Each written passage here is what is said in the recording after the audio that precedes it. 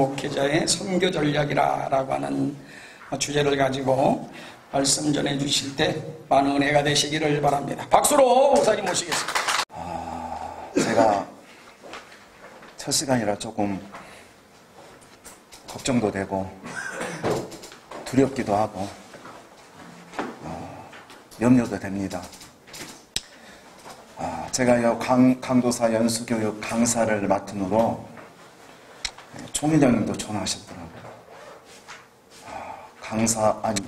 이 강도사님들이 수준이 장난이 아니다고 철저히 준비해가지고 수준 높은 강의를 하시라고. 또 총무님이 말씀하시더라고. 우리 강도사님들은 항상 잘 까신다고. 뭘 잘 까신지 모르지만 이 전통적으로 보면은 항상 평가가 별로 안 좋다고. 제가 그 말을 듣고 나니까 강의하고 싶은 마음이 아예 없어지는 거예요. 도대체 무슨 강의를 어떻게 해야 될지 곰곰이 한번 생각해 봤어요. 학적인 강의로는 쇼부가 안 나왔구나. 다들 인류 교수님들한테 잘 배우셨기 때문에 여기서 무슨 학적인 이야기 해봐야 진짜 이게 잘못하면 큰일 나겠구나. 공개 처형 당할 것 같아서 학적인 강의는 안 하고, 여기 주제는 뭐 한국교회 목회자와 관계된 선교 이야기인데, 또 그 강의 안은 바울의 선교잖아요. 근데 그거 다 깡그리 무시하고 저는 오늘 한국교회와 미래 교회 선교에 대한 일종의 토크를 하도록 하겠습니다.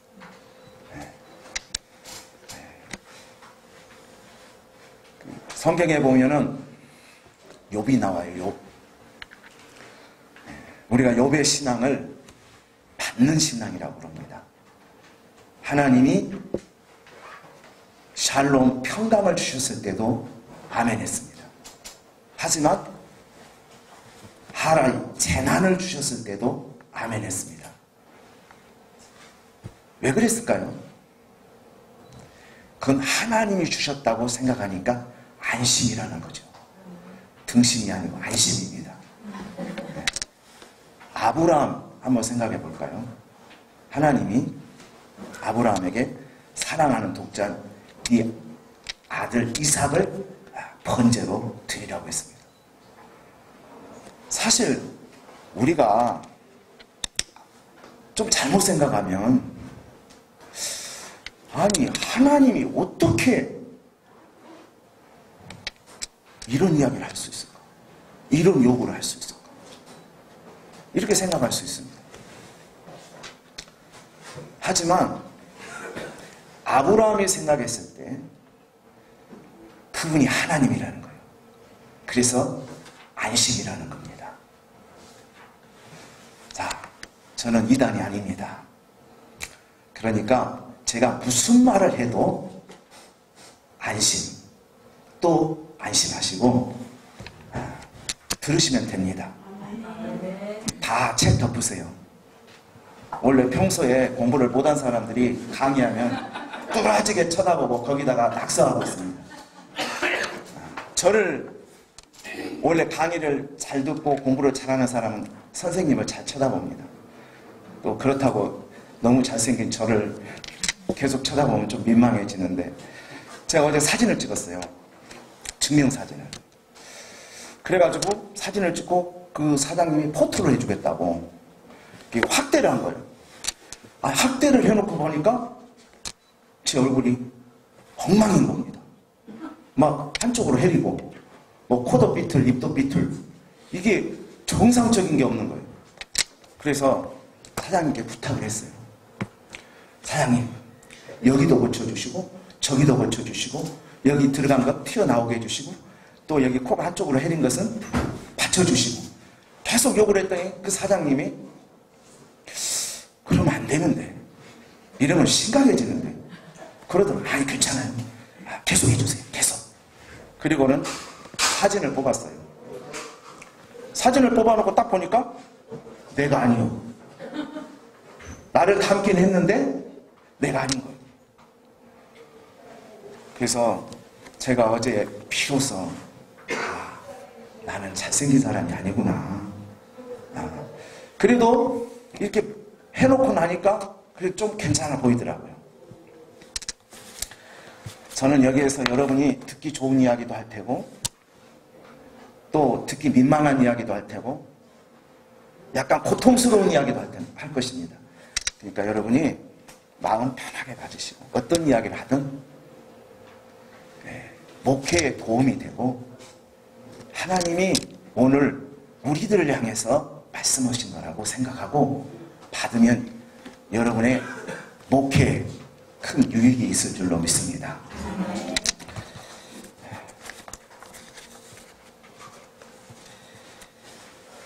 저는 오늘 한국교회에 대한 이야기를 조금 하려고 합니다. 여러분들이 한국교회에 대해서 다 알고 계시죠? 지금 너무나도 큰 위기를 만났고 계속적으로 깊은 수렁에 빠지는데 대책은 없다. 그래서 한국교회를 총체적인 위기라 이렇게 이야기하죠. 한때는 1200만 성도를 자랑했습니다. 하지만 1988년도를 기점으로 해서 계속적으로 이제 교인 수가 하락하고 감소가 돼서 지금은 어떤 통계에 보니까 800 가난한 교인 이것저것 빼고 800만 정도 보고 있는데 실상 거기에 이단도 많이 포함되어 있다 이거죠. 이게 빼고 나면 한 600만 정도로 보는 그런 사람도 있습니다. 하지만 머지않아 400만으로 감소할 것이다. 지금 통계적으로 우리가 주일학교가 200만 정도. 그러니까 이건 통계적입니다. 실질적으로 출석하는 교인은 아니 학생들은 훨씬 적을 수도 있죠. 하지만 20년이 못 가서 4분의 1, 50만 정도로 줄어들 것이다. 이렇게 보기도 합니다. 사실은 지금 이렇게 한국 교회가 여러 가지로 지금 총체적인 난국, 위기를 만난 것은 여러 가지 이유가 있겠죠. 지금 사회적으로 어마어마한 지탄을 받고 있습니다. 사실은 교회가 세상을 걱정해야 되는데 세상이 오히려 교회를 걱정하고 있는 판입니다. 그래서 이렇게 한국 교회가 지금 어려움을 만나고 세상으로부터 그 가장 위험스럽고 가장 이 사회에 지탄을 받는 1위 종교가 바로 기독교라는 사실. 이게 통계로 드러나고 있습니다. 거기에 보면 지나친 성장주의, 팽창주의가 문제였습니다. 어떻게든 1세대의 목회자들이 우리 한국교회에 수고한 바는 어마어마하게 큽니다. 그분들의 수고와 헌신과 노력으로 한국교회가 크게 성장한 것은 사실이지만 또 이면에는 그들에게 물론 시대적인 그 상황도 있었지만 너무나도 이 팽창주의에 몰두한 나머지 그냥 설교나 또 아니면 교회 조직이나 프로그램 모두 다 거기에 맞춰놨다는 기복주의. 또 보면은 그냥 세상에서 성공하지 않은 성공주의. 그러니까 어떻게 보면 그때 어마어마한 성장을 이루고 성공을 이루었지만 거기에 이제 젖어 있던 사람들은 이제 거기에서 패배의식과 또 환멸, 좌절 이런 것들을 느끼게 되고 이제 종교에서 이탈하게, 기독교에서 이탈하게 되는 것입니다.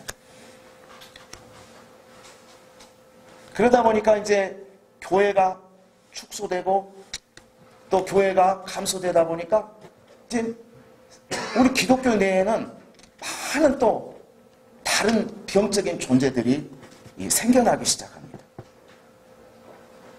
이게 뭐냐면 이 첫째는 보면은 이 세미나 중독.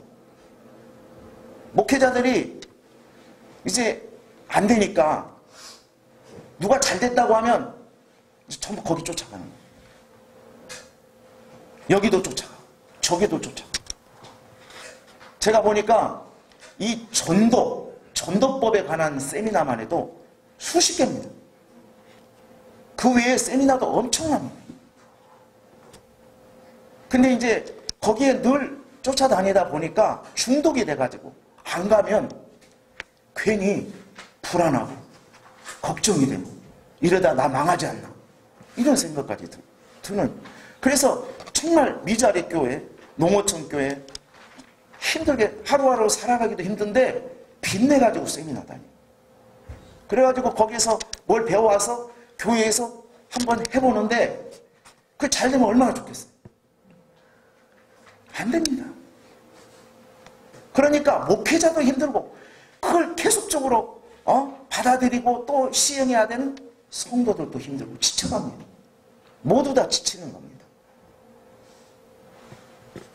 사실 하나님이 우리를 불러가지고 각자에게 소명을 주시고 또 은사를 주시고 또 우리에게 목회의 어떤 역량을 주셨는데 그걸 살리려고 하지 않고 남의 것만 본받으려고 하는, 남의 것만 따라가려고 하는 그런 의식들이 오늘날 목회자들이 다 병적인 존재로 만들어진 겁니다. 그러니까 우리가 이것에서 벗어나야 돼요. 우리 젊은이 이제 시작하는 강도사님들은 거기에 빠져들면 안 됩니다. 남이 부흥했다고 해서 내가 부흥됩니까? 남이 성공했다고 해서 내가 따라간다고 성공합니까? 아닙니다. 세상에서도 마찬가지. 물론 약간의 어떤 성공은 있을 수 있지만 그것은 남을 컨닝하거나 베낀 어떤 것 전유물이지 하나님이 내게 주신 어떤 역량을 살려가지고 한 게 아니라는 거예요. 사실 우리는 본질에서 떠나면 안 돼요. 이 진정한 본질이 정확해요. 근데 본질이 흐려지고 본질에서 떠나면 그때부터 병들기 시작합니다. 한국 교회가 지금 그런 상황입니다. 그래가지고 지금은 교회도 마찬가지고 목회자들도 완전한 정체성을 잃어버렸어요.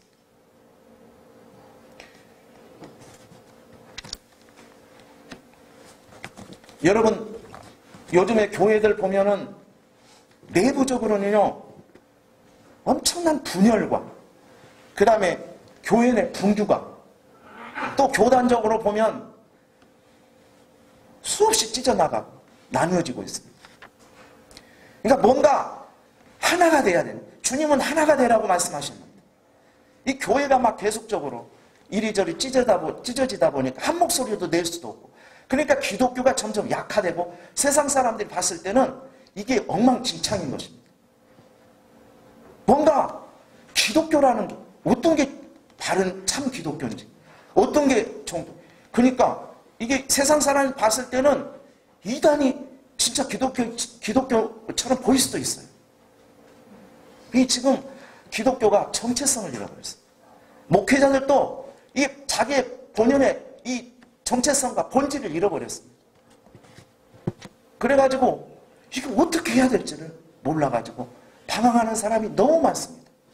여러분 지금 이제 1세대들이 물러가고 지금 2세대들이 이제 유학해가지고 다 들어오잖아요. 이 목회 세대도 지금 나이도 엄청 낮아요. 30대의 당회장입니다.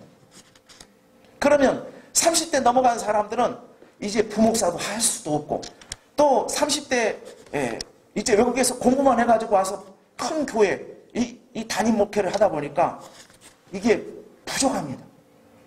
여러 면에서 부족합니다. 영성도 부족하고 역량도 부족하고 또 교회 행정력도 부족하고 모든 게 부족합니다. 그러다 보니까 장로님들에 의해서 이끌려가고 목사님은 안 쫓겨나가기 위해서 나가면 이제 오갈 데도 없으니까 이 장로님들의 눈치만 보게 되는 그런 현실입니다. 그래가지고 이제 어떤 교회는 설교도 목사님이 작성해가지고 장로님들한테 심사를 맡아야 하는 그런 경우도 있다고 해요. 그리고 이 목사를 청빙할 때도 바로 위임 목사로 청빙한 게 아니라 그냥 담임으로 왔다가 몇 년 동안 지켜본 다음에 위임하겠다. 그러니까 너희들 그동안 우리 장로들한테 못하면 너희 쫓아내겠다는 건 똑같아요. 그리고 다 각본에 짜여졌습니다. 자기들이 원하는 자기들의 스타일, 또 자기들에게 잘 순응할 수 있는 목회자를 딱 정해놓고 이제 몇 사람을 초빙합니다.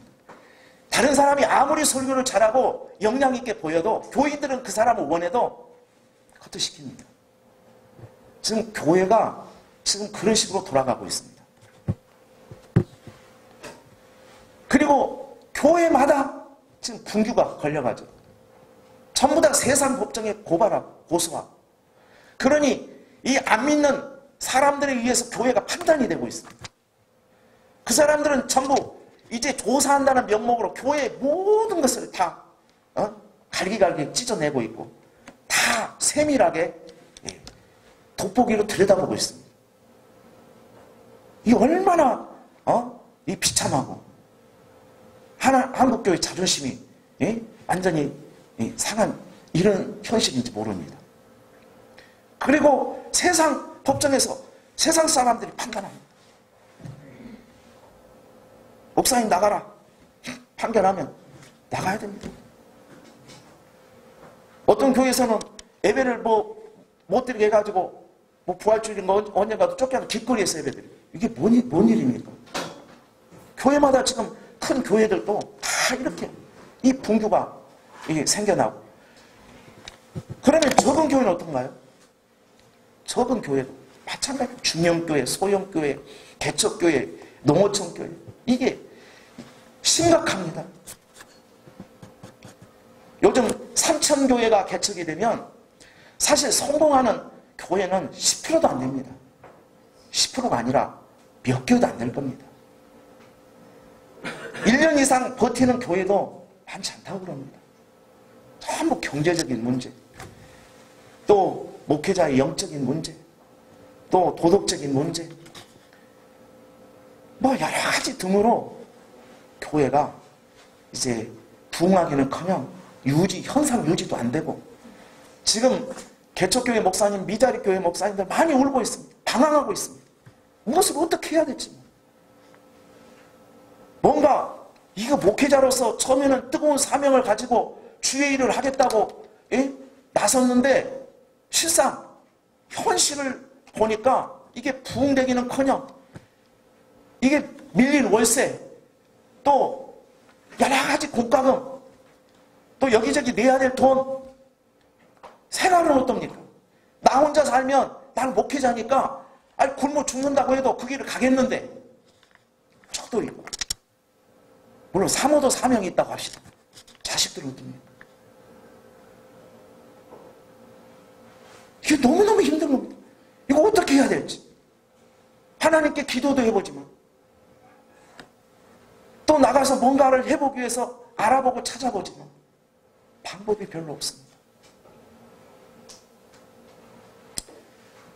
그런데 있는 교인들도 이제는 몇 년 버티다가 계속해서 부흥은 안 되고, 목사님은 갈등하다 하다 보니까 영적으로는 메말라가고, 그러니까 교인들이 또 떠나가는 것입니다. 그래서 목사님과 사모님만 남아가지고 눈물 흘리면서 예배 드리는 그런 교회들도 많습니다. 그리고 사모님이라도 어디 가고 안 계시면 나홀로 예배라고 아시는가 모르겠네요. 목사님 혼자 나홀로 예배. 그 옛날에는 그런 이야기도 있잖아요. 아무도 없어서 목사님이 힘내가지고 막 불을 지졌더니 도적지로 왔던 그 도둑놈이 거기서 은혜 받고 회개하고 돌아갔다. 예수 믿었다고. 물론 목사님들이 그 이야기도 있으니까 한번 처음에는 힘내보지요. 얼마나 갑니까? 제풀에 다 죽습니다. 힘 빠집니다. 그럼 어떻게 해야 될까?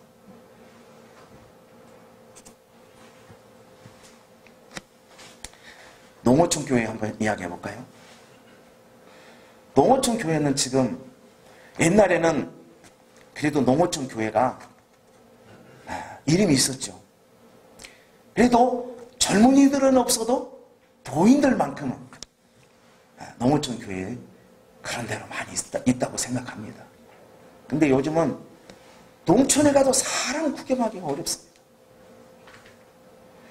소농에서 이제 대농으로 바뀌고 또 기계화가 되다 보니까 전부 다 도시에서 산 젊은이들이, 사장들이 기계 가지고 와서 이제 한국 사람 또 단가도 비싸니까 노동력이 외국 사람들 다 들여가지고 농사지고 또 가버립니다.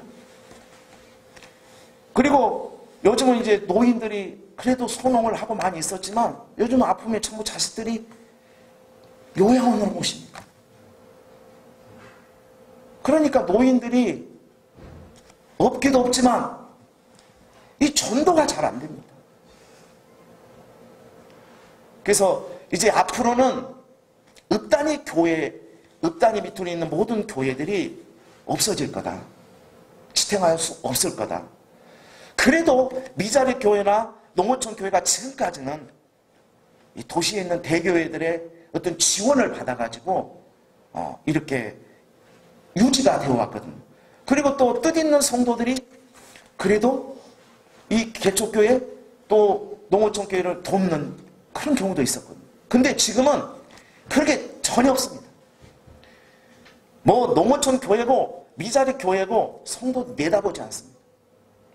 혹시라도 뭐라도 시킬까봐 또 뭐라도 요구할까봐 다 도망갑니다. 그러니 이제는 이래도 힘들고 저래도 힘든 것입니다. 이게 바로 오늘날 한국교회 현실입니다. 또한 외부적으로는 어떤가요? 외부적으로는 이단들이 침투해 들었고 안티기독교, 이게 장난 아닙니다. 그리고 요즘에는 이 국가에서도 기독교를 치고들습니다. 뭐 성차별금지법, 뭐 동성, 소수자, 뭐 다 인권, 막 이런 것 등등으로 이제는 기독교가 발붙일 곳이 없을 정도로 힘들어졌습니다. 우리 젊었을 때는 이단들이 많이 있다고 해도 그런 대로 뭐 이단 별로 염두에 안 뒀습니다.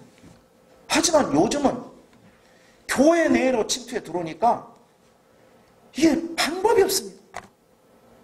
이게 정말 우리가 목회자로서 성도들이 뜨겁게 헌신하고 그냥 교회에 충성하면 기뻐하고 그냥 감사하면서 그냥 어떻게 해야 되는데 요즘은 누가 와서 좀만 잘하기만 해도 이제 의심부터 하는 거죠. 저게 신천지 아닌가? 하나님의 교회에서 안 왔는가? 지금 이런 상황이 되다 보니까 이제 교회가 어떤 기쁨이나 소망이나 희망이 있는 공동체로 나가기보다는 말을 할 수 없지만 정말 불안한 그런 공동체가 되어져 가고 있습니다. 외부적으로 공격이 침투해오고 내부적으로는 분규가 일어나고 그래가지고 지금 기독교가 너무너무 힘든 그런 상황에 직면해 있고 이제 앞으로는 이런 게 더 심각해질 거라는 이야기입니다. 점점 수는 빠져나가고 이단들은 더 강하게 침투해오고 또 외부적으로 많은 사회인들은 안 믿는 불신자들은 기독교를 공격해오고 그러면 이제 또 기독교 내 자체에서는 이제 환멸을 느끼거나 아니면 또 세상의 영향을 받은 사람들이 전부 기독교를 빠져나가 이게 계속적으로 악순환이 되어간다고 하는 것입니다. 물론 이 외에도 한국 교회에 대한 이야기가 너무 많습니다. 목회자 세습, 성직매매 이런 것은 우리가 다 알고 있는 이야기입니다.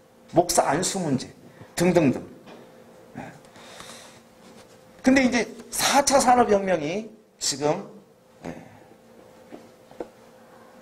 들어오고 있는 상황이기 때문에 사회는 급속도로 변한다는 거죠. 우리가 생각하는 것보다 더 훨씬 더 빠르게 변화되는 거죠.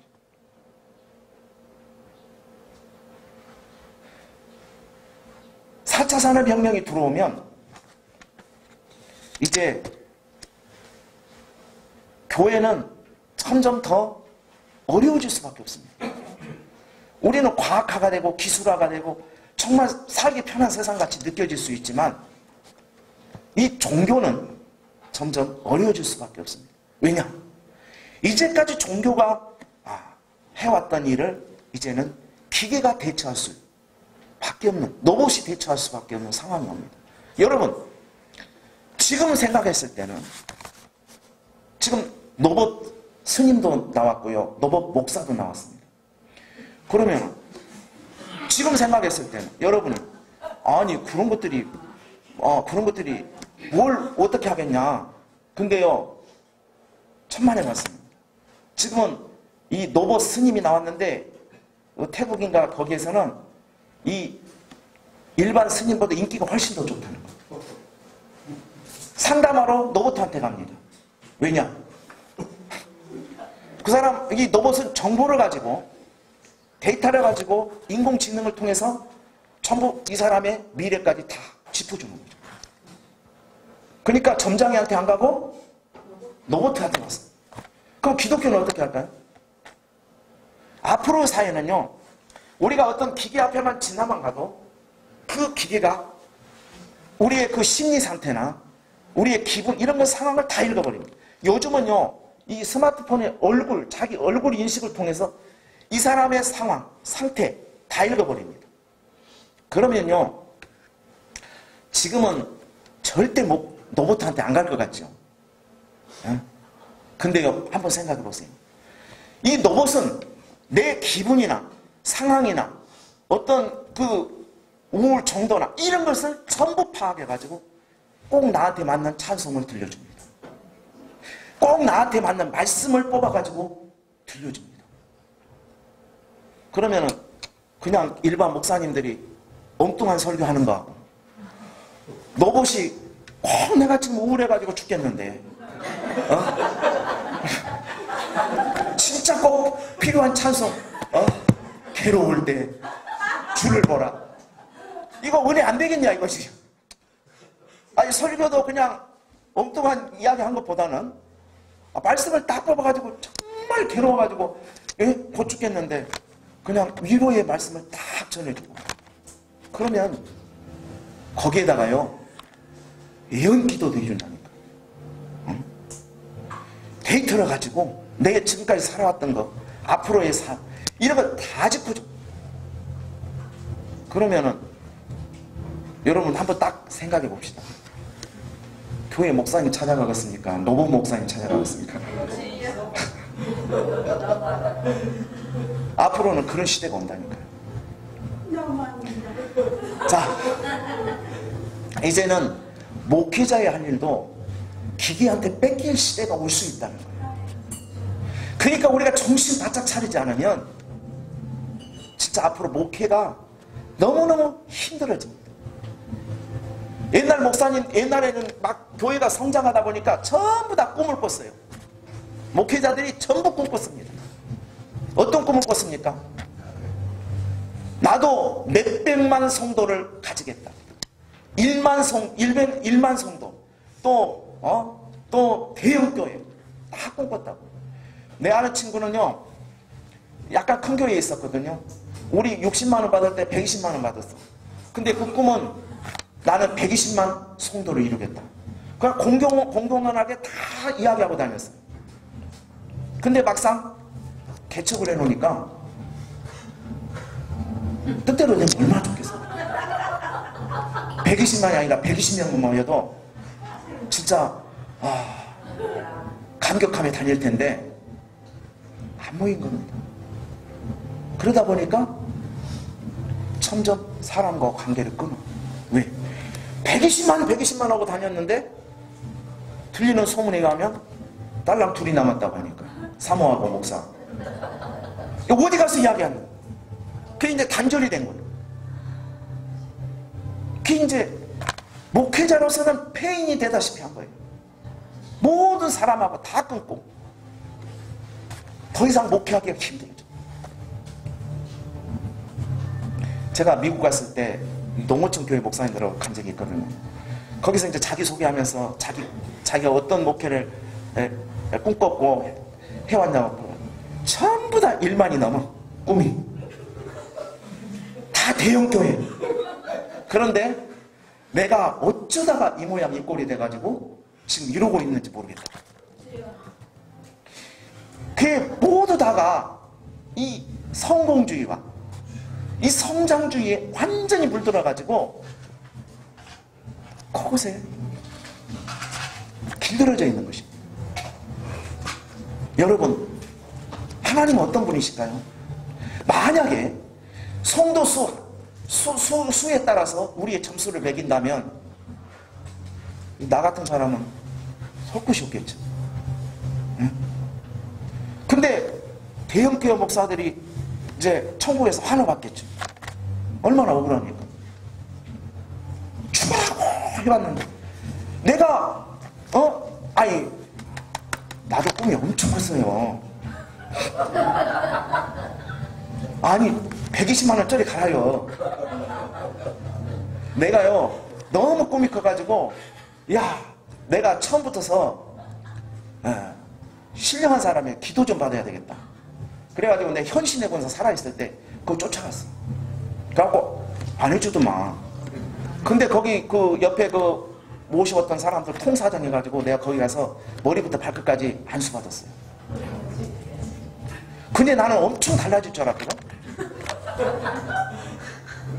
지금까지도 별로 변화가 없어. 그래가지고 또 내가 조영기 목사님, 나 진짜 조영기 목사님한테 뭐 어떤 사람은 기도 한 번 받는데 1000만 원 주고 받는다 하더라고.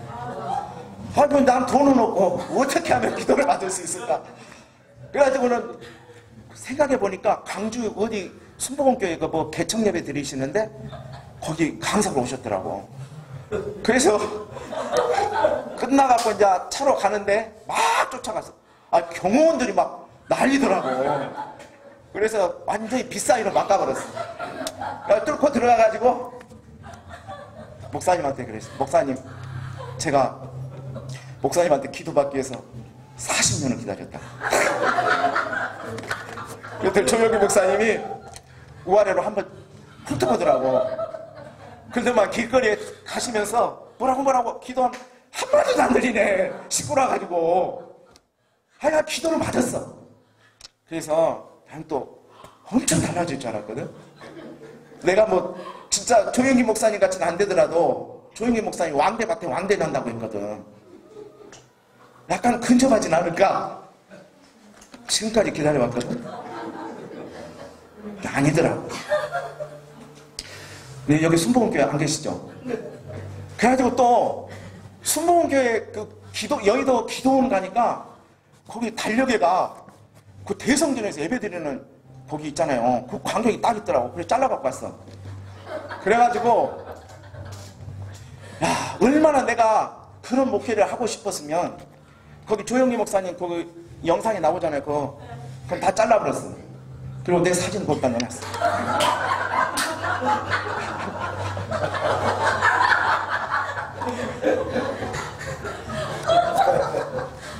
그리고 거기다가 내가 그 많은 성도들이 있잖아요. 거기다가 내가 또 연필을 하나 썼지. 곱하기 10.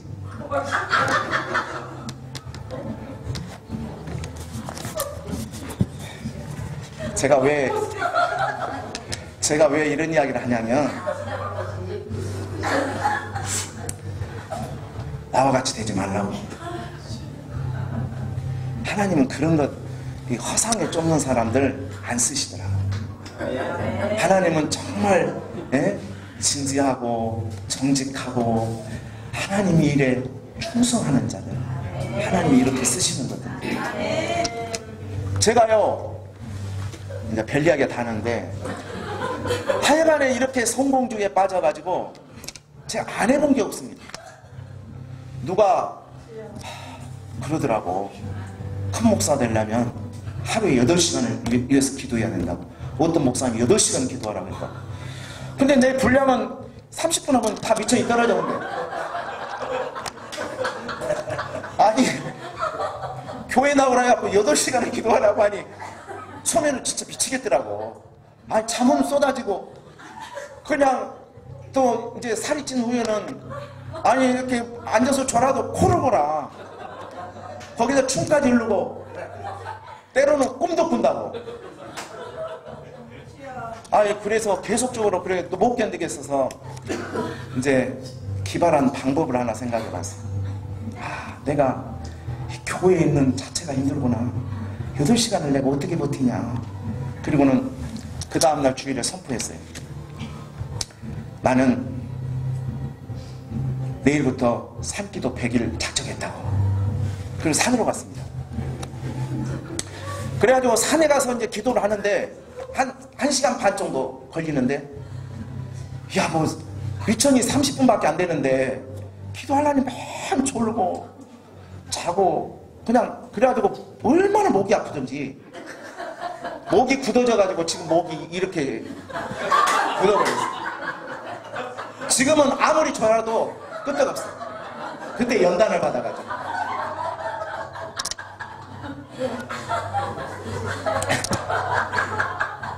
그래가지고 한 번은 졸다가 소변이 매는 거예요. 아, 이거 소변을 보러 이제 갔는데, 아니, 그 숲에서 못이 팍 하는 거야. 나도 놀래갖고 그때 쓰리빠 신고 갔는데 발로 차버렸어요. 그래갖고 비명 크게 지르고 쓰러졌어요. 고슴도치였어요.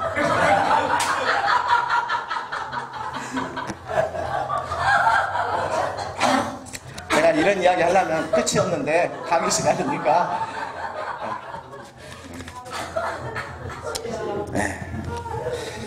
이 꿈과 현실이 너무 다르다는 거예요. 네. 여러분 이제 강도사님들이니까 뒤에 목회자가 그래요. 신학교 들어갈 때 불로 들어갔다가 나중에는 제로 나온다고 하잖아요. 근데 강도사가 되면 그 재 속에서, 불 가운데 재 속에서 뭐가 나온지 압니까?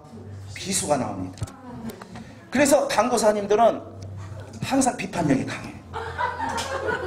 왜냐? 배운 것은 많고 현실은 아직 안 들어가 봐서 그냥 막 비판하다가 나중에 목사가 되고 이제 목회를 해보면 생각대로 안 되거든. 생각대로 안 돼. 그러면 그때부터야 비로소 이제 사람이 돼가는 거고 목회자가 돼가는 겁니다. 네. 제가 너무 헛소리 했다고 나중에 비판하지 마세요.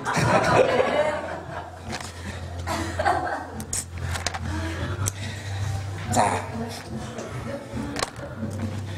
그래서 요즘에 이제 한국 교회들이 지금 이런 상황 속에서 목회가 힘들고 이제 모든 목회자들이 큰 교회는 큰 교회대로, 적은 교회는 적은 교회대로 방황과 갈등과 또 고통 속에서 살아가는 사람들이 많다는 거. 이제 사회는 점점 급변해질 거고 이제 엄청난 변화가 올 겁니다. 4차 산업혁명 때문에 변화도 오지만 이제는 세대 불균형의 시대가 옵니다.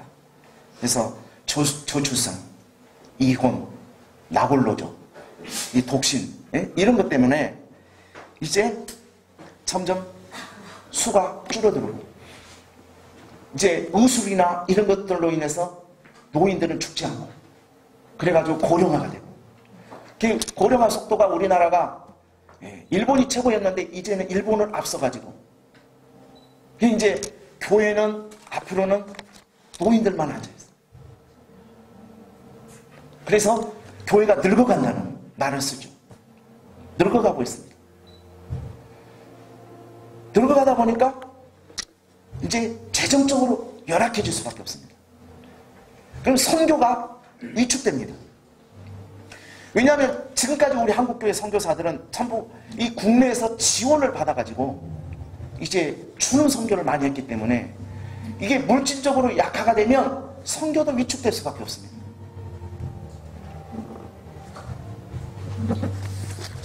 그리고 농어촌 교회도 마찬가지입니다.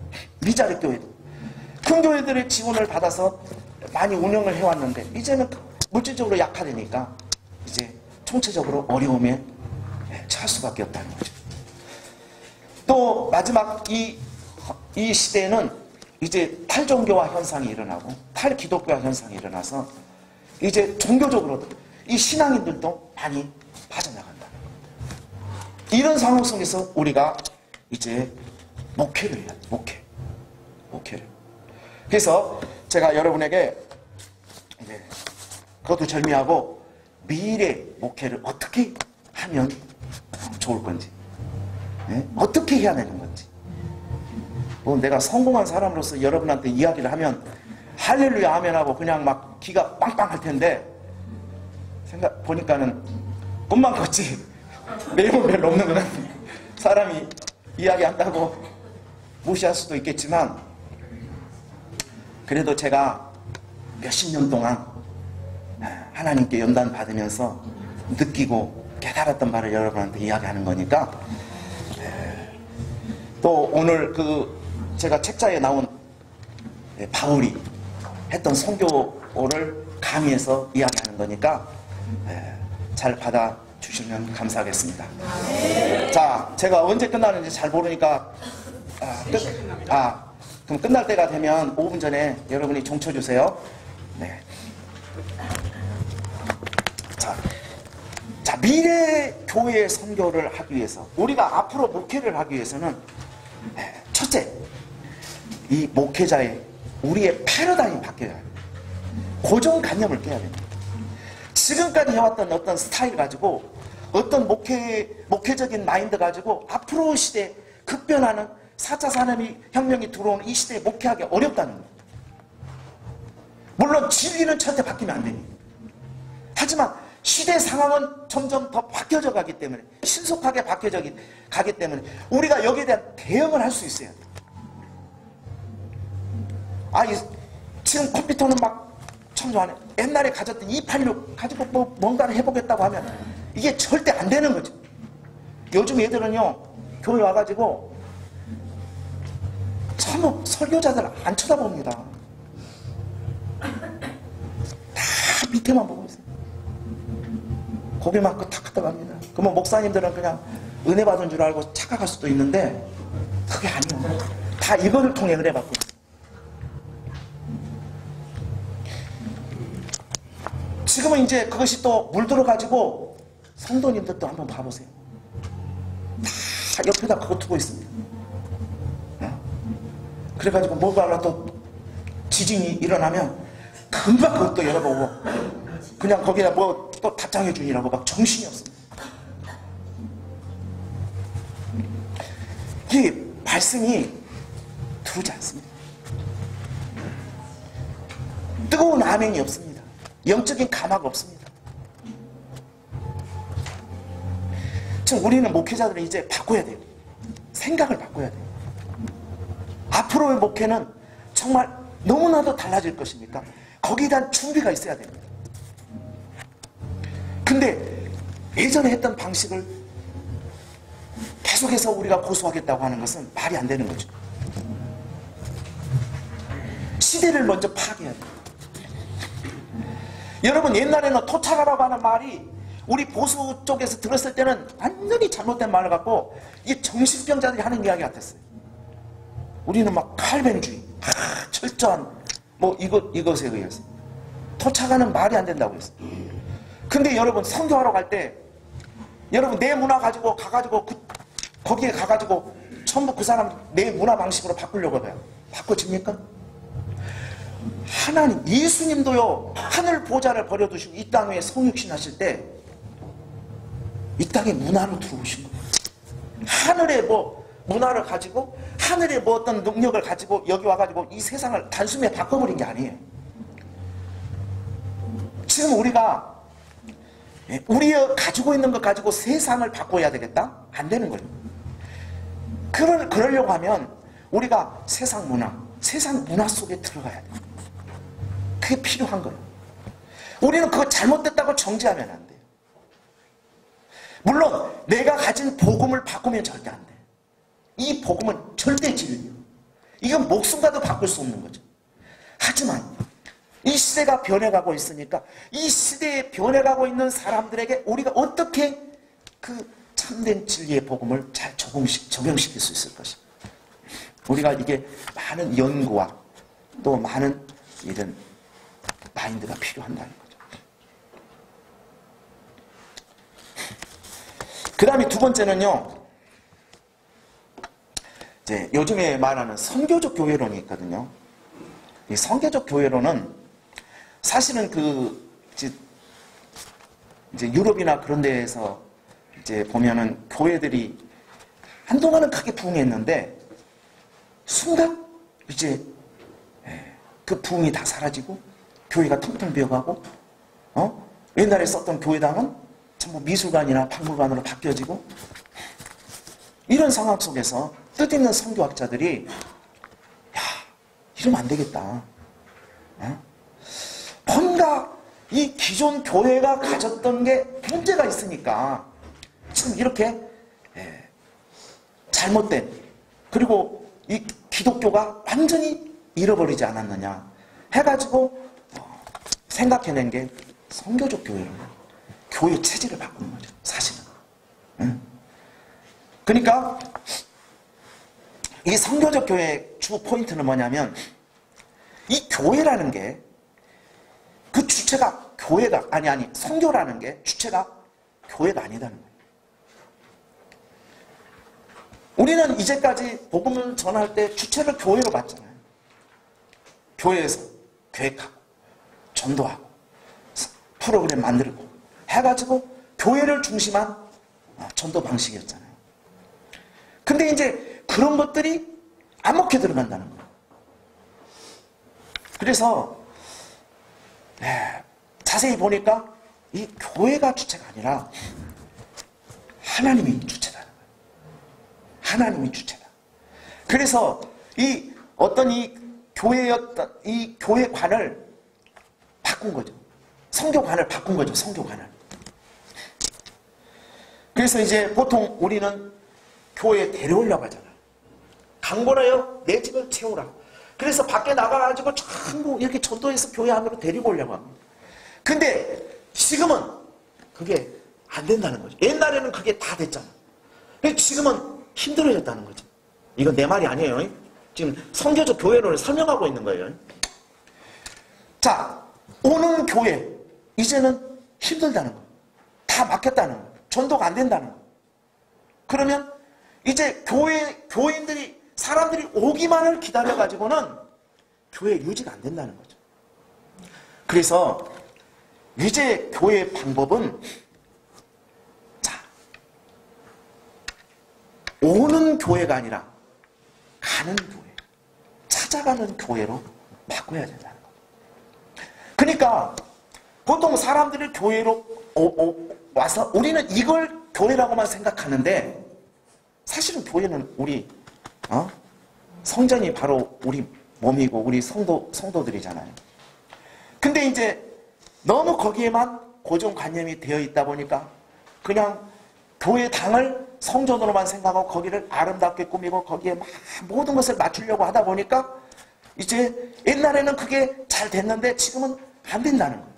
그래서 이제 찾아간다는 거예요. 정말 교회에 나올 수 없는 상황에 있는 사람들, 정말 그 아파서 고통당하는 자들, 가난해서 못 먹고 있는 자들, 이런 사람들에게 복음도 가지고 가야 되지만 그들에게 진정 필요한 것을 갖다 준다는 거죠.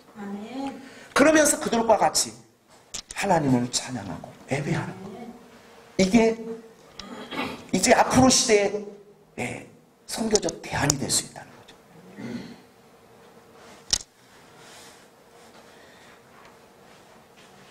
우리는 교회하고 세상하고 거룩한 것하고 또 그러지 않은 속된 것하고 이 구분을 많이 하는데 사실은 우리는 우리가 진정하게 선교하고 세상을 변화시키려고 하면 세상 속으로 들어가야 된다는 거죠.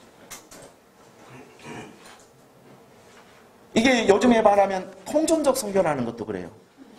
보통 우리는 이제 이 복음 전도, 영혼 구원을 위해서 지금까지 교회가 많이 힘써왔습니다.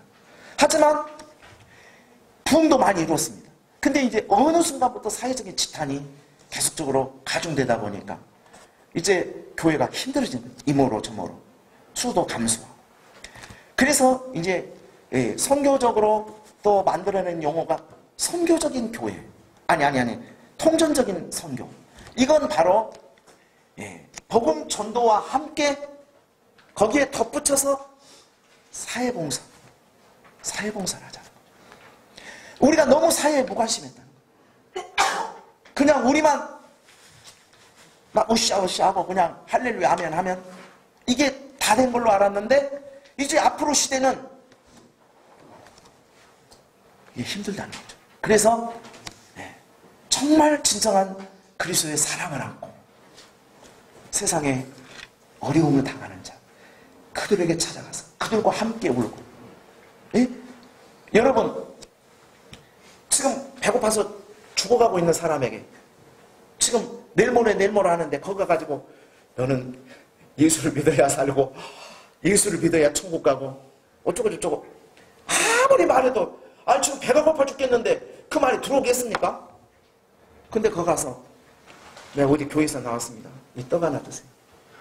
그러면 그 사람이 할렐루야 몰라도 할렐루야 한다니까. 방법을 바꾸자는 거예요. 방법.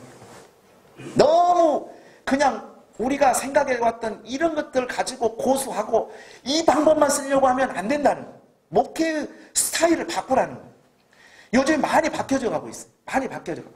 여러분 요즘에는 교회도요. 이제는 사이버 교회도 생기고 인터넷을 통해서 이제 앞으로 교회가 많이 생겨날 거예요. 전부 목사님들이 이제 그 동영상 찍어가지고 다 이렇게 보내고 또 거기는 구자 넣어가지고 헌금 다 걷어들이고 뭐 등등등 해가지고 이제 교회가 다 그렇게 된다 이 말이죠. 그러면은 이제 앞으로 시대가 이제 점점 급변해서 교회도 급변의 상황으로 바뀌어질 텐데 이제 우리가 어떤 고정적인 관념을 이제는 타파하고 새로운 방법으로 이제 나가야 되는데 그 중에 하나가 이제 선교적 교회인데 자 우리는 이 선교적 이 교회는 결과적으로 교회 중심 그러니까 주일날 공예배는 예를 들면 공예배는 같이 드리고 또 주일날 오후에는 나가는 거죠. 나가. 그래서 정말 그렇잖아요. 이거 좋은 방법 아닐까요? 그래서 지역사회에 나가서 그들과 함께 정말 내가 가진 거 그들에게 나눠주고 그들에게 힘들어하면 그들을 도와주고 그들이 울고 있으면 눈물 닦아주고 그렇게 하면서 우리 같이 한번 예배를 드리자고 한다면 그것이 교회가 되는 거예요. 응? 그 다음에 세 번째는요. 거기에 덧붙여서 세 번째라기보다도 자 여러분의 한마디 이야기하고 싶은 것은요. 현장에 있어라는 거예요. 현장에. 이제까지 목회자들은요. 전부 다 교회당에 있었어요. 교회당 주로. 그냥 세미나 장소에 있었어요. 그냥 쇠골 빠지게 세미나. 막 일생을 나도 그랬어.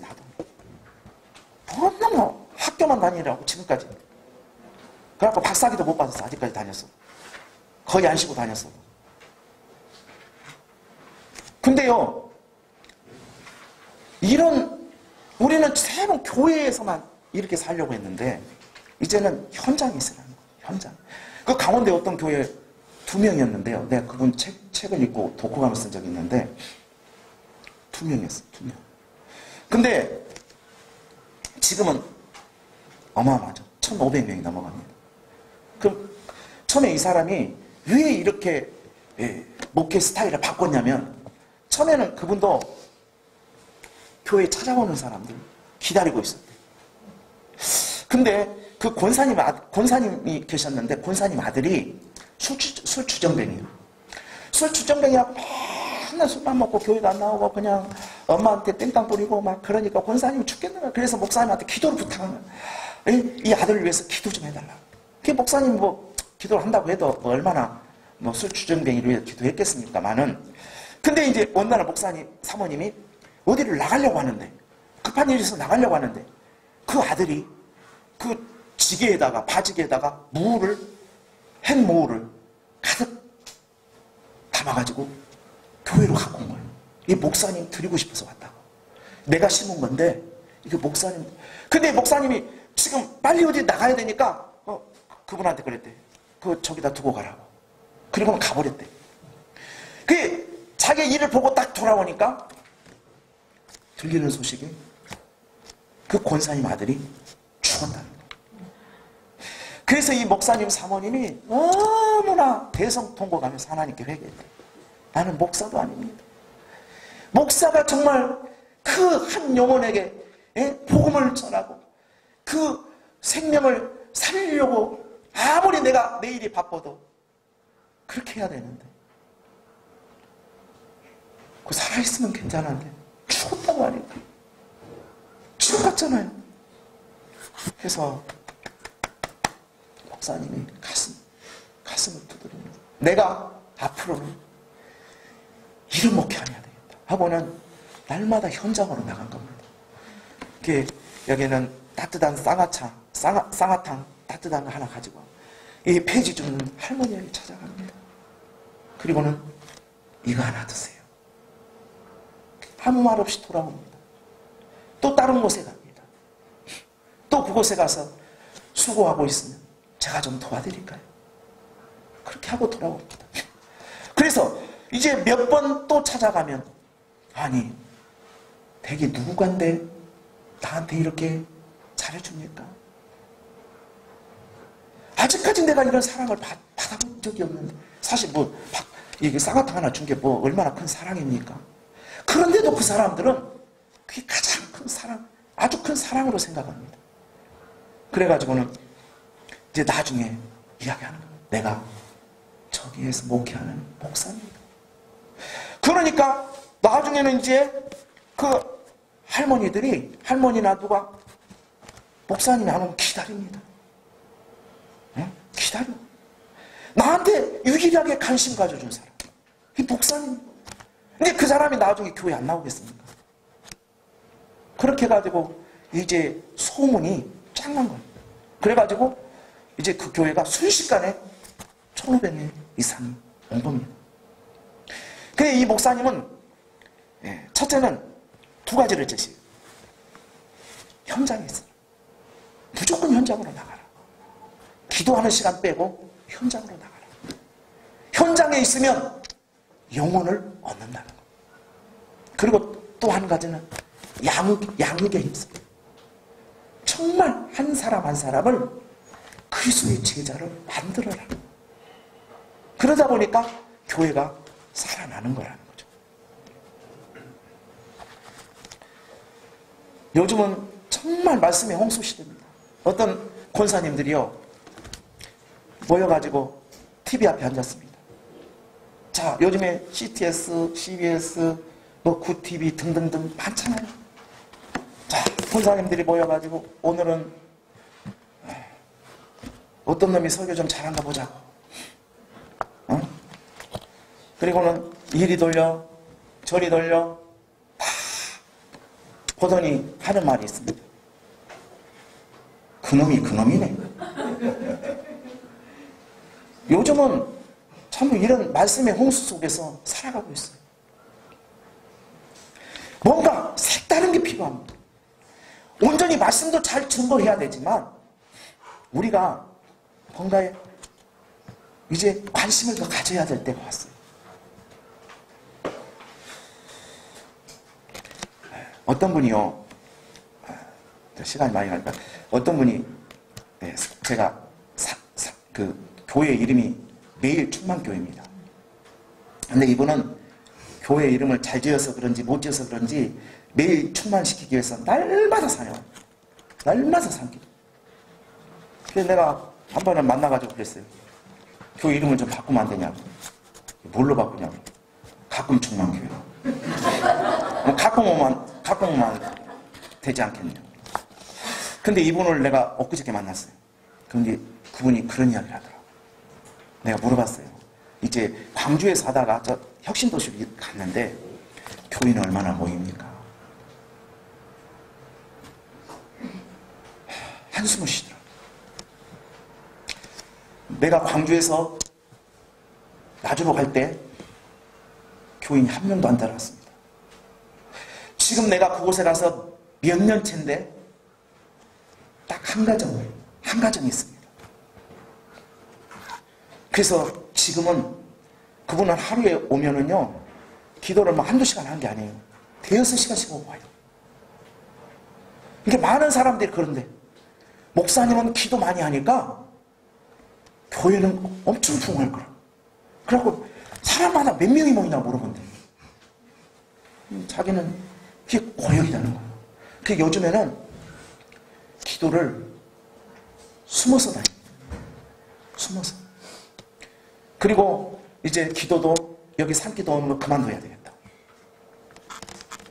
여러분, 저도 산기도 많이 해봤습니다. 작정, 그때 아까부터 작정 시작해가지고 또 누가 그러더라고. 더 큰 목사가 되려면 3년 산에 가서 철회하라고. 그래서 내가 3년 작정하고 철회를 했습니다. 그러다가 찌찌가무시 쥐 찐득이에 물려가고 병원에 입원한 후에서 그만뒀습니다.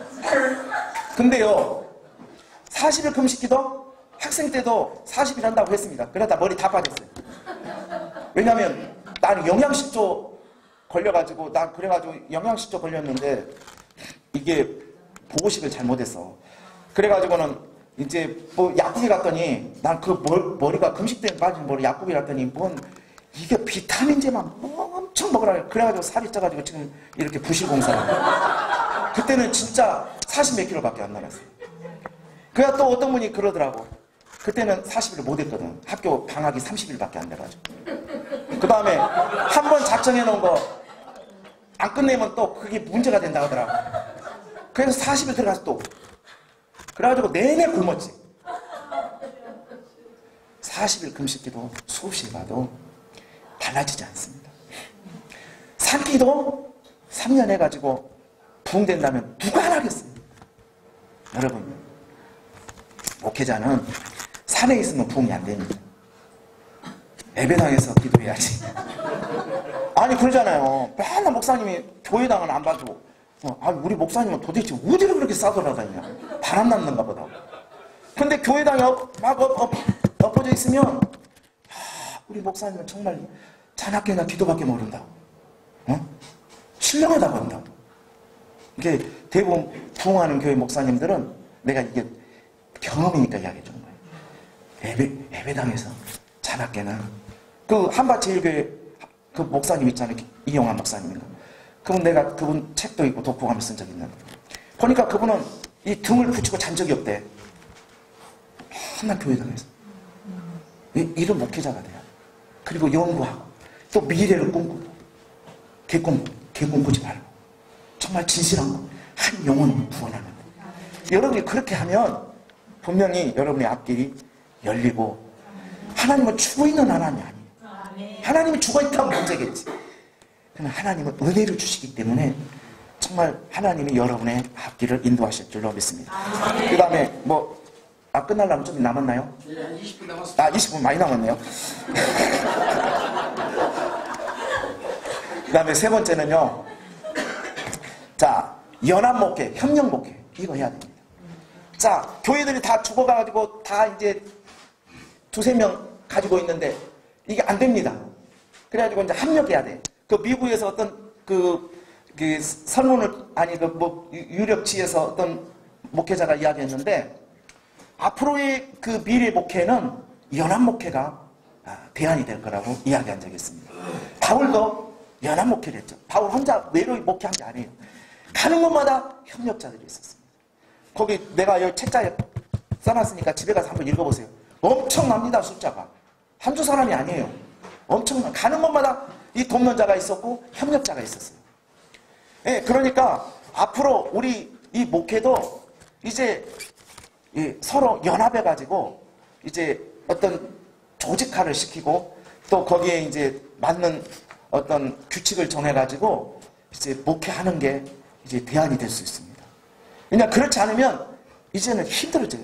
아예 유지가 안 돼요. 내가 아는 목사님이 그랬더라고. 어떤 교회는 약간 큰데 어떤 교회는 진짜 조그만 교회예요. 근데도 그 큰 교회 목사님이 우리 같이 하자. 같이 하자. 네가 힘드니까 같이 하자. 해가지고 같이 하는데 이제 서로 보람이 있는 거예요.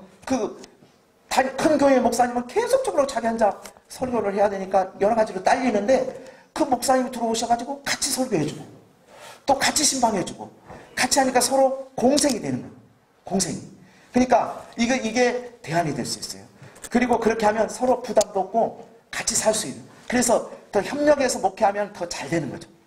근데 이제 우리 한국 사람의 특징이 또 문제가 있어요. 꼭 서로 당회장 되려고 합니다. 이것만 내려놓으면 되는 거예요. 당회장이 뭐 별것도 아닌데 그냥. 아니 장로님들 그 골치 아픈 장로님들 회장해갖고 뭐가 좋다고. 여러분은 당회장 되려고 하지 마시고 협력 목회 안 되면 협력 목회하고 나중에 담임 목사 잘 하시길 바랍니다. 그 다음에는요 그 자비랑 성공, 자립성공. 그러니까 이게 필요하죠. 왜냐하면 선교사도 지금 전문인 선교 이게 대두되고 있거든요. 선교가 지금까지는 받아가지고 줬어요. 근데 주는 이제 여기서 지원이 끊기니까 안 되는 거예요. 선교사 자체가 졸립이 힘들어져. 그러니까 이제 훈련을 받고 이제 직업을 갖고 나가가지고 거기에서 이제 자기 직장 생활하면서 선교하는 겁니다. 그러면 이런 선교사들은 자기가 자립이 되니까 이제 염려도 없고 근심도 없고 또 거기 가서 자립교회를 세울 수 있다는 거예요. 자립교회. 그러니까 교회가 더 알차게 든든하게 사갈 수 있다는 거죠. 이 바울도 텐트 메이킹, 바울 그렇게 바쁜 사람인데도 텐트 만드는 그런 작업을 하면서 일을 했다고 하는 거. 우리에게 엄청난 시사성을 주고 있습니다.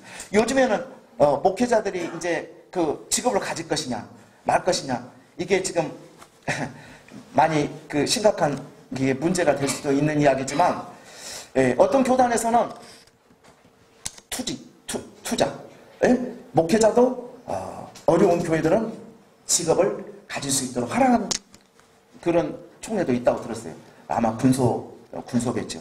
그리고 또 이제 힘드니까 사모님들이 나가가지고 이렇게 직장 생활을 하는데 제가 아시는 분들은 이제 대학 교수님들이라든지 아니면 의사 선생님들 이렇게 하시면서 또 목회 하시고 또 그게 이제 단임 목회가 안 되면 그 선교단체 이렇게 하면서 연구소도 차려가지고 이렇게 많은 교회에 도움도 주고 그렇게 목회하신 분들이 있더라고요. 그러니까 앞으로는 우리 목회자들도 아마 여기에 이제 앞으로 지금까지는 그게 허락이 안 됐어도 앞으로는 이제 더 이상의 대안이 없으니까 아마 허락할 가능성들이 많아요. 그러면 우리가 어떤 직업을 선택할 것인가 이것도 구체적으로 우리가 생각을 하고 뭐 목회자가 또 뭐 술집에 가가지고 뭐 그런 일을 하면서 뭐 하면 안 되겠죠. 뭔가 그렇게 직업을 가지면서 그러니까 이제 신학교에서도 어떤 그 커리큘럼에 이런 것도 넣어서 이렇게 이제 목회자들이 자유롭게 부담 없이 선교할 수 있도록 우리의 그 목표는 영혼 구원이잖아요. 우리의 목표는 정말 하나님의 나라를 확장시키고 건설하는 거잖아요. 그러니까 뭐 내가 어떻게 바울은 그랬잖아요. 바울은 하여간에 이게 이 문화 충격이 있거든요. 분명히 이 문화 적응이 문제가 있었어요. 근데 바울은 자기 모든 걸 다 버렸어요. 그리고 유대인에게는 유대인처럼 그냥 뭐 약자들에게 약자처럼 다 이게 거기에 맞는 상황에 맞게 이렇게 했다고요. 그리고 이 바울이 원래 그 사울이었잖아요. 사울은 유대식 이름이었는데 이게 바울은 로마식 이름이었는데 근데 바울이 로마로 전도 여행을 떠나갈 즈음에 바로 떠나기 전에 이름을 바꿨다고 하는 것은 우리의 엄청난 시사점을 주고 있습니다. 이게 문화 순호, 문화 적응이 우리에게도 필요한 거예요. 그냥 우리는 세상을 바꿔버려야 되겠다. 지금까지 세상을 바꿔버렸다고 했는데 얼마나 바뀝니까? 그게 이제 방법을 바꿔서 세상 속으로 이제는 막 세상을 그냥 가가지고, 그러니까 어떤 사람들은 막 세상을 막 뒤집어 엎어야 되겠다. 그래가지고는 가가지고 그냥 동상, 무슨 동상, 그 콧땡이를 쳐가지고 깨물고, 그 모가지 쳐불고, 그리고 또 절간에 가가지고 오줌 싸가지고 영역 표시하고, 이러면 되겠어요. 이게 기독교가 욕먹는 그런 거죠. 이게 우리는 이 극단적인 게 아니라 이 세상 사람들에게도 뭔가 인정을 받으면서 그들에게 복음을 전할 수 있는 방법들을 많이 모색해 보는 게 좋다. 그 다음에 농어촌 교회 같은 경우 마을 목회 이게 상생하는 거죠. 지역사회도 살고 교회도 살고. 그래서 마을 목회 해가지고 성공하신 데가 많이 있거든요. 앞으로는 농어촌 교회는 그런 식으로 해가지고 서로 같이 살 수 있는 방법으로 나가면 좋겠다. 그리고 또 한 가지는 우리가 이제 그 초대교회 이 성령의 권능이 필요하다. 사도적인 권능. 왜냐하면 이 마지막 시대는 누가 말을 해도 말씀의 홍수 시대이기 때문에 또 거의 다 이 세상화 세속화가 되어 있기 때문에 말씀이 잘 안 들어와요. 그 홍수처럼 많이 받아들이고 듣고 늘 듣는 게 그거기 때문에 이제 우리는 성령의 권능을 통해서 초대교회처럼 이 강팍한 사람들에게 전할 필요가 있다는, 그러려면 목회자는 부단히 무릎 꿇고 성령에 충만해야 돼. 성령의 능력이 임해야 돼. 그걸 우리가 간구해야 돼. 이걸 놓치면 안 돼요. 왜냐하면 초대교회는 교회의 어떤 모범이 되는 교회이기 때문에 우리가 그걸 본받아야 해요. 그 다음에 이제 마지막으로, 이건 대안이 아니고 이제 그 세계 선교사의 흐름 두 가지 이야기하고 마치려고 합니다. 자, 이 세계적으로 보면 선교 흐름에 두 가지 노선이 있어요. 하나는 복음주의고 하나는 에큐메니칼. 자, 우리 보수 측에서는 에큐메니칼, WCC라고 해가지고 사단이니, 마귀 앞잡이니, 한국교회 말아먹는 귀신이니, 등등등 말을 많이 하죠. 그리고 거기에 정죄하는 경우도 저희도 학교에서 부산 백스코에서 WCC 할 때 우리 구경 갔거든요. 근데 그쪽에 부산에 거기 근처도 안 가고 다른 데 갔는데 우리 보고 어떤 사람들이 삿대질하면서 사단아 물러가라. 되게 열받대. 그래가지고 나 사단 아닌데 이 극단적으로 너무 나오면 안 되고요. 물론 복음에서 벗어난 것은, 잘못된 것은 우리가 분명히 받아들이지 않고 확실히 근절해야 되지만 정확히 우리가 알고 뭔가를 지적해야지, 전혀 모르는 상태에서 무조건 우리가 듣고 무조건 잘못했다. 이 목회자들이요, 이게 그냥 어디서 들으면 무조건 그게 잘못됐다고 하고 거절해버리고 안 받아들이거든요. 이게 문제예요. 만약에 WCC가 잘못됐고 에큐메니칼이 잘못됐어도 내가 그것이 왜 잘못됐는지 이걸 파악을 해야 돼. 목회자는 그래야 돼. 그리고 다른 사람에게 왜 잘못됐는지, 왜 문제가 있는지 이걸 설명해 줄 수 있어야 돼. 근데 무조건 교인들은 이건 잘못됐다, 이건 문제, 이게 안 되는 거예요, 앞으로 시대는. 그래서 제가 설명을 간단히 이걸 드리고 싶었어요. 자, 이 두 가지 구원 문제를 한번 생각해 봅시다. 자, 이 복음주의는 영혼 구원을 최우선시하죠. 그러니까 회심과 전도를 강조하죠. 그죠? 그래서 영혼 구원이에요. 이게 최우선시.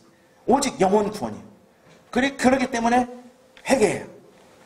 또 전도하고. 그래서 회개운동하고 전도해가지고 영혼들을 구원하는데 목표를 두고 해나가는 게 복음주의고요. 에큐메니칼은 보통 사회 참여에 많이 강조를 하죠. 이거 총체적인 구원이라고 그러거든요. 에큐메니칼은 영혼 구원에 또 중점을 두는 것은 있지만 그 영혼 구원뿐만 아니라 사회 참여, 사회 구원, 여기에도 중점을 두고. 근데 극단적으로 나간 사람은 사회 구원, 오늘의 구원, 그렇게 나가버리면 이제 문제가 되는 거예요. 그러니까 이게 차이가 있다는 것 알아두시고요. 그 다음에 토착화 문제에 있어서는 이 복음주의는 복음화를 강조합니다. 복음화. 되게 자나깨나 복음화예요. 근데 에큐메니칼은 인간화를 강조해요. 인간화. 그러니까 모든 사람이 인간다운 삶을 살도록 하는데 관심을 두자는 거예요. 그래서 이 에큐메니칼은 그 인간화를 강조하다 보니까 늘 어렵고 고통당하고 이런 사람들을 찾아. 그런 사람들과 함께해.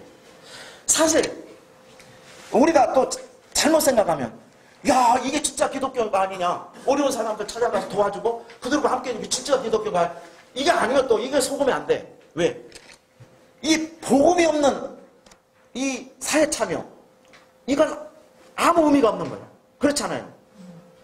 그러니까 우리가 막 거기에 막 인간적으로 막 이 불쌍한 사람 돕고 어떤 사람들은 이게 진짜 기독교다 이렇게 생각하는데 아니에요. 이게 정말 복음, 예수를 통한 구원이 있다는 이 진정한 십자가와 부활이 있는 이 복음이 항상 강조돼요. 하지만 거기에서 머무르지 말고 이제는 사회에도 약자들에게도 어려운 사람에게도 관심을 가져주자는 거죠. 그래야 기독교가 더욱서 이제 부흥할 수 있는 계기가 되고 또 공신력을 회복할 수 있는 그런 계기가 돼요. 그 다음 타종교에 대한 문제, 이게 좀 많이 사람들이 관심을 많거든요. 자, 이 복음주의는 개종을 강조하죠. 개종. 전도에 의한 개종. 자, 어떤 종교를 갖고 있든지 너희들은 회개하고 예수를 믿어라. 이해는 없다는 거죠. 그렇죠? 예. 근데 이제 그 에큐메니칼은 대화를 강조해요. 대화. 종교, 타종교인들과 대화. 그게 여기에서 이제 많은 사람들이 어떻게 타종교인하고 대화할 수 있어요?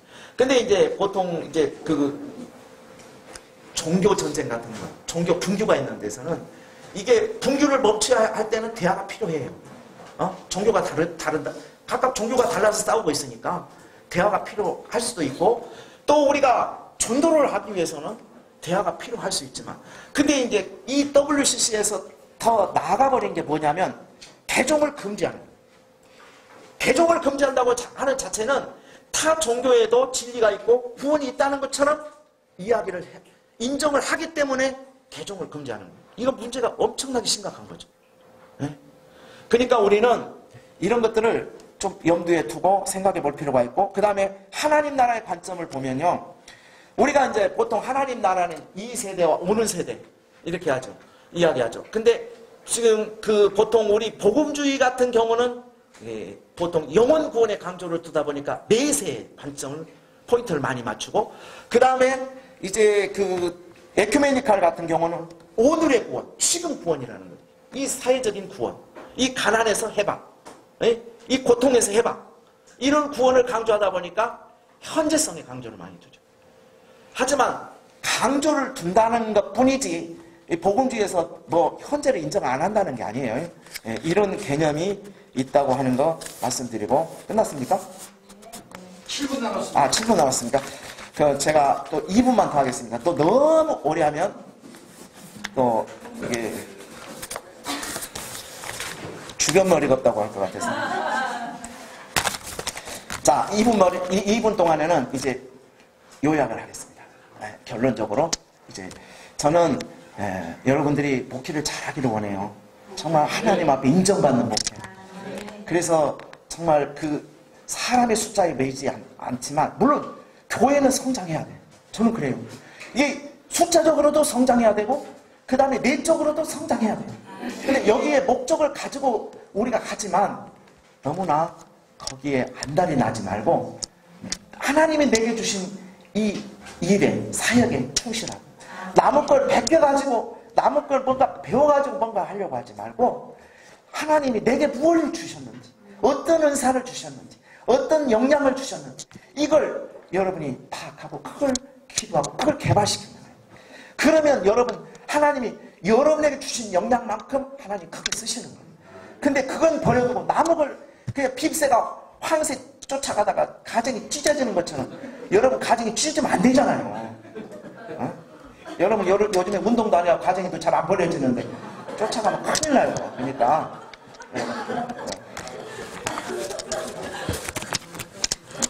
기도합시다.